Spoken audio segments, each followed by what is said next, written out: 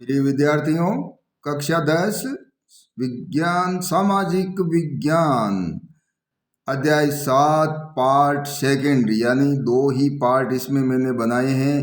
पहला पार्ट जो है छोटे प्रश्नों का था, अति महत्वपूर्ण प्रश्न है 2021 के लिए और ये 8 अंकों का है। अध्याय बहुत ही महत्वपूर्ण है। आज इसमें आपको 3 निबंधात्मक प्रश्न बता रहा हूँ और तीनों ही बहुत ही महत्वपूर्ण है, यानी इनमें से आने की 100% संभावना। पहला है राज्य विधानमंडल या राज्य विधानसभा की शक्तियां और कार्य लिखिए। तो विधानमंडल और विधानसभा दोनों की एक ही शक्तियां हैं, एक ही प्रकार की शक्तियां हैं, तो वो आपको याद करनी है। संविधान द्वारा राज्य विधानमंडल को व्यापक शक्तियां प्रदान की गई है। ये शक्तियां निम्नलिखित है। पहली है विधायी शक्ति। राज्य सूची और समवर्ती सूची में दिए गए विषयों पर कानून निर्माण की शक्ति प्राप्त है। इसमें मैंने संक्षिप्त में लिखा है, आप पाठ्य पुस्तक में थोड़ा विस्तार से देख लेना।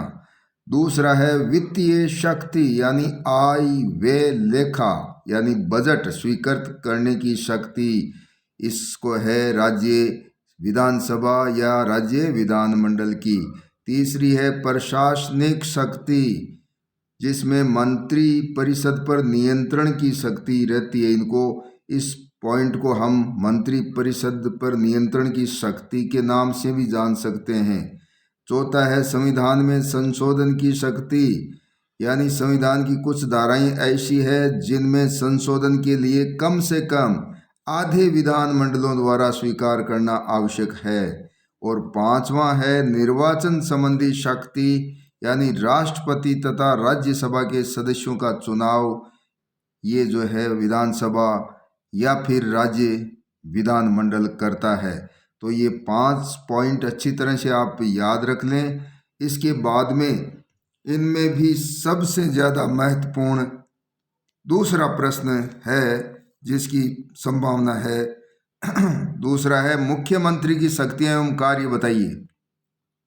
तो मुख्यमंत्री की शक्तियां और कार्य बहुत ही महत्वपूर्ण प्रश्न। ये मुख्यमंत्री मंत्री परिषद का प्रधान होता है। शक्तियां एवं कार्य निम्न प्रकार से है, तो इसके 6 पॉइंट्स है। पहला है मंत्री परिषद का निर्माण, इसके बाद में मंत्रियों के कार्य का बंटवारा और परिवर्तन। तीसरा है मंत्रिमंडल का कार्य संचालन। चौथा शासन के विभिन्न विभागों में समन्वय स्थापित करना। और पांचवा मंत्री परिषद और राज्यपाल के बीच संबंध स्थापित करता है मुख्यमंत्री। और छठा और अंतिम है विधानसभा का नेता होता है मुख्यमंत्री। ये 6 पॉइंट्स है। 6 नंबर का प्रश्न के लिए बहुत ही महत्वपूर्ण है 2021 के लिए। दूसरा, इसको पाठ्य पुस्तक में विस्तार से आपको देखना होगा। तीसरा है उच्च न्यायालय का कार्य क्षेत्र एवं शक्तियों का उल्लेख कीजिए।